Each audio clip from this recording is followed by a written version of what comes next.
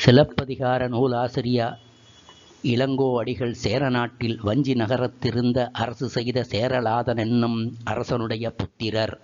சேரன் செங்குட்டுவனுடைய தம்பி. இதனால் இவர் முதலில் இளங்கோவென்று சொல்லப்பட்டு பின்பு துறவு பூண்டமையால் இளங்கோ அடிகள் என்று பெயர் பெற்றார். இவர்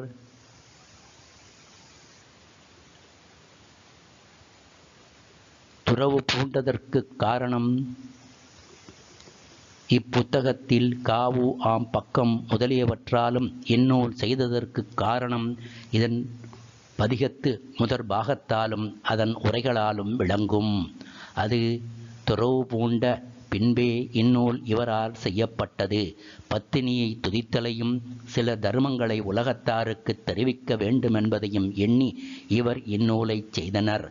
தமது மரபிலுள்ளாருடைய உயர்ச்சியை கூறுதல் போலவே ஏனைய சோழ பாண்டியர்களுடைய உயர்வுகளையும் சிறிதும் வேறுபாடின்றி இவர் நன்றாகச் சொல்லியிருந்ததால் இவரது மன தூய்மை நன்கு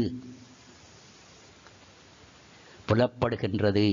இந்நூலினுடைய இடையே சொல்லப்படுபவர்களுடைய சரித்திர நிகழ்ச்சியார் போந்த நற்பயனையும் தீப்பயனையும் ஆங்காங்கு உலகத்தாரை நோக்கி சொல்லி போதல் இவருக்கு இயல்பு.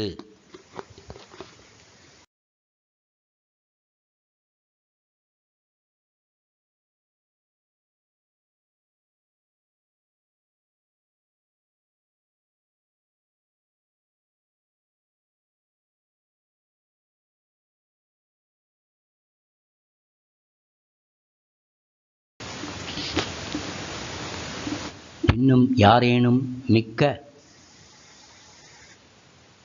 துன்பம் அனுபவித்தர் ஆக சொல்லுங்கால் அத்துன்பத்திற்கு காரணமாக முற்பிறப்பில் அவர்கள் தீவினை செய்ததை குறித்து இவர் மனம் இறங்கிற்று என்பதை ஆங்காங்குள்ள பாடற் பகுதிகளில் நன்கு புலப்படுத்தும்.